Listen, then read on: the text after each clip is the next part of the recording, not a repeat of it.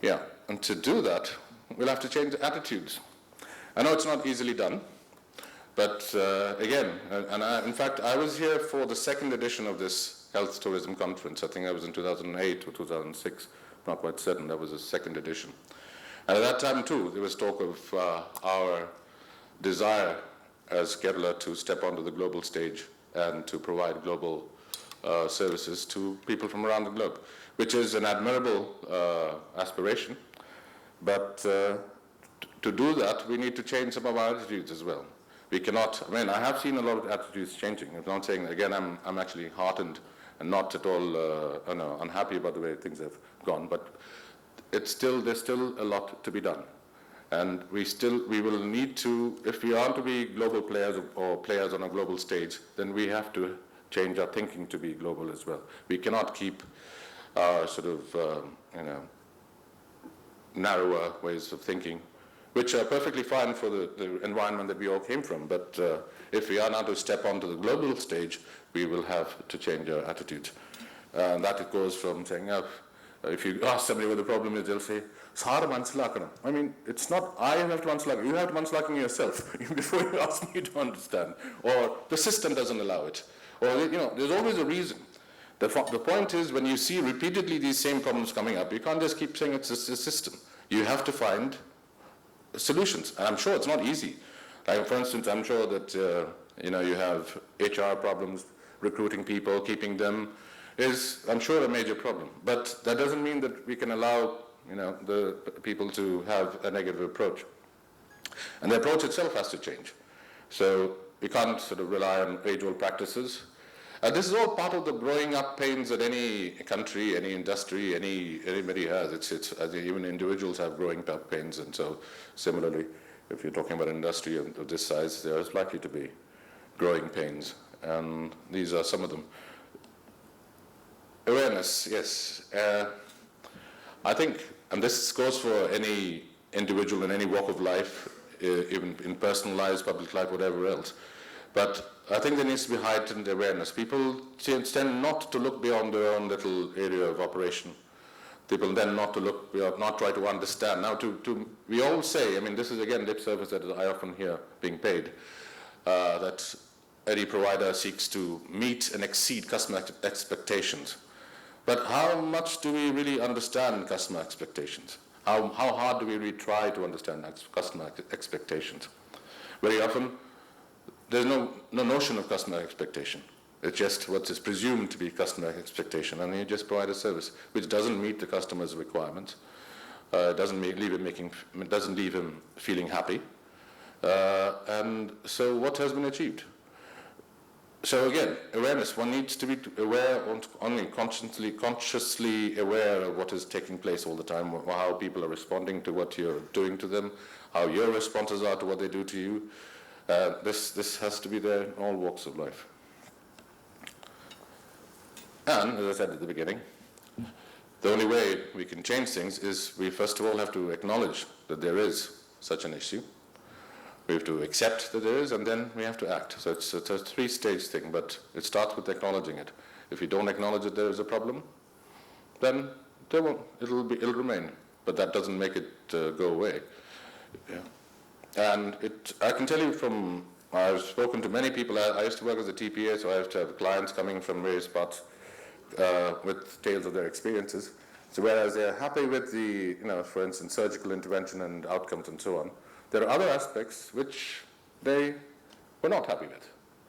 And this is what goes on by word of mouth, and it goes to other people, and so it doesn't really work. Okay. Now the question is, what needs to be done? Well, customer focus, and that not just through kind of lame exercises, but through actually finding out from customers what they want and what else they need, and also to how to make life simpler for them. And then the message has to go through to every person in an organization. It cannot just be the CEO or the senior managers or the departmental heads who share this view, but it has to filter down right through the person at the gate or at the reception or the billing counter. For them, there is no customer service training. I've tried to pay bills at various customer billing centers, but they were all very busy people, very good people, doing the job, or what they consider as their job, but not really understanding the psychology. I mean, whether it's a patient in a hospital or people with the patient in a hospital, people don't really enjoy being in hospitals. They really want to get away from them as quickly as they can. And for them then to be treated as if they're waiting at a bus station sometimes, it doesn't really gel. So the focus should be on the customer.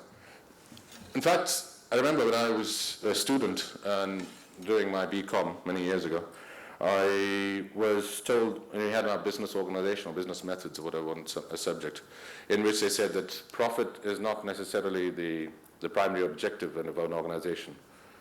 Profit is a byproduct that comes by pursuing what the main objectives of the organization are.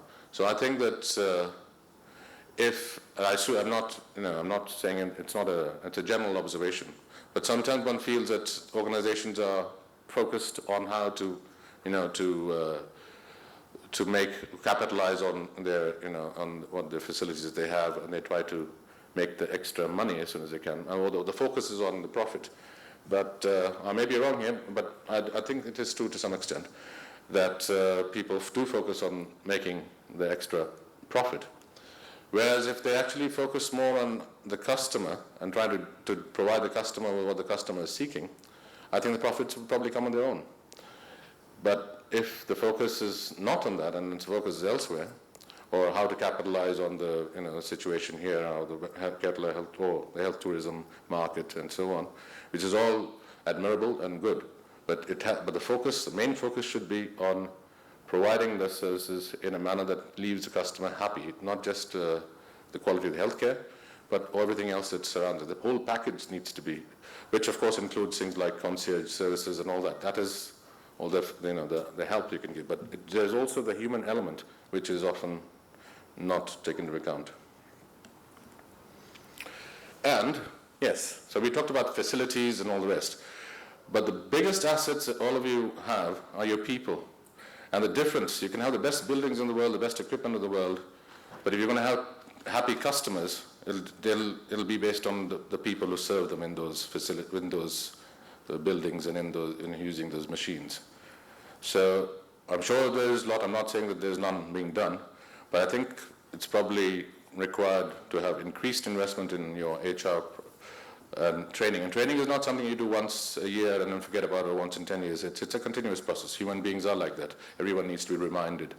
So HR, recruitment policies, employment policies, and how keeping them in. People are what's going to make the difference. It's not, of course, it's a conjunction of, it's a combination of factors, but people are equally important, and I feel that that is an area that is at the moment somewhat weak or weaker than the other sides of the equation. And of course, all this has to take place alongside other efforts by the CII and others. I heard about some initiatives yesterday, what the CII was planning to do, but I did not hear amongst those initiatives anything about HR or training, or the customer, or training on customer service aspects. That might be something that the CII might be interested in doing, because customer service training is of crucial importance, I think, because as a patient or as one who has been with patients, that's the area that one has found to be wanting. And yeah, so I'm not really going to take too much of your time. I'll round it up now. All I'd like to say is that much has been achieved. There's no doubt about that. I'm not saying, in fact, as I said, I'm very, very positive about heartened by developments, and I'm sure things will get better and better and better. But much has been achieved.